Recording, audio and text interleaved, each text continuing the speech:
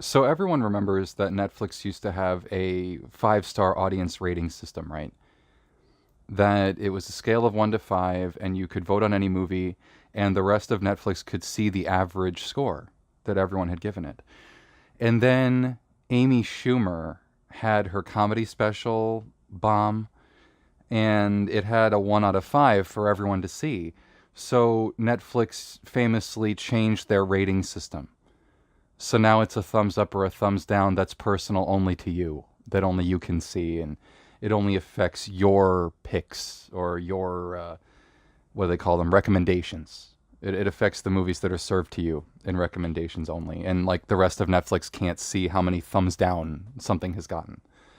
And that's funny because Amy Schumer has a new comedy special coming out on Netflix, which is baffling to me because of that whole thing that took place with the rating system. It's like, really? We're going to do this again? Anyway, Captain Marvel is pulling the same shit where they're trying to like shame you into seeing this shitty movie and it just doesn't look good.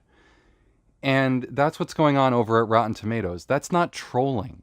Those aren't trolls. Those, if you read every single want to see it blurb, every single person has said that doesn't want to see it. It just doesn't look interesting. There isn't a single speck of sexism, chauvinism.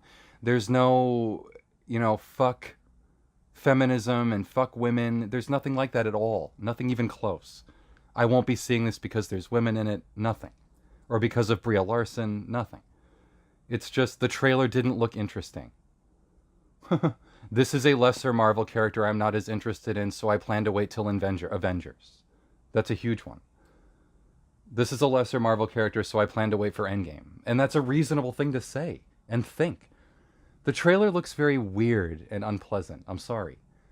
The Skrull and all that shit and kicking the old lady in the face, it just looks really unpleasant to sit through. It just, not, and ironically unfun. Weird and unfun, and I hate digital de-aging.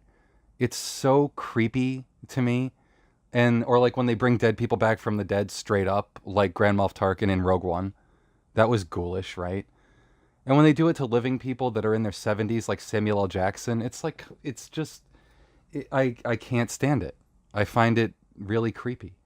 And so there's a lot about this movie that's very off-putting, and they just don't want to acknowledge that. It's that whole, like, celebrities have very fragile, delicate, childlike feelings right now, and it's like if you criticize them in any way or say you're not interested in what they're doing, they fall apart.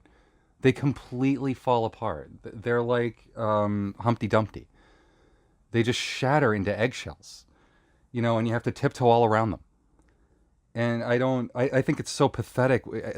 I barely have words for it. I'm trying to put it into a video because it's just so annoying that when I'm eating my breakfast or something before work and I'm reading the news, that I'm being served all this shit. And I'm just like, ugh. And it does put my stomach off.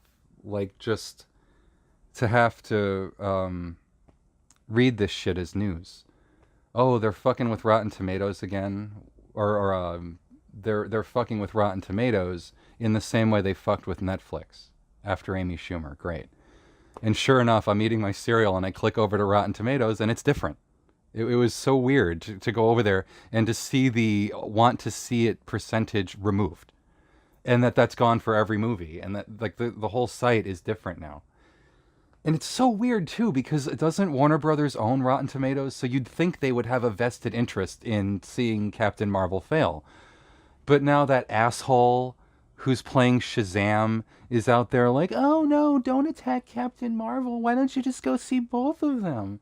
You can go see both of them on the same day. And you can hold your friend's hand and you can pick daisies on the way. And this is important. Does anyone remember Brandon Routh as Superman? No? No, not ringing any bells.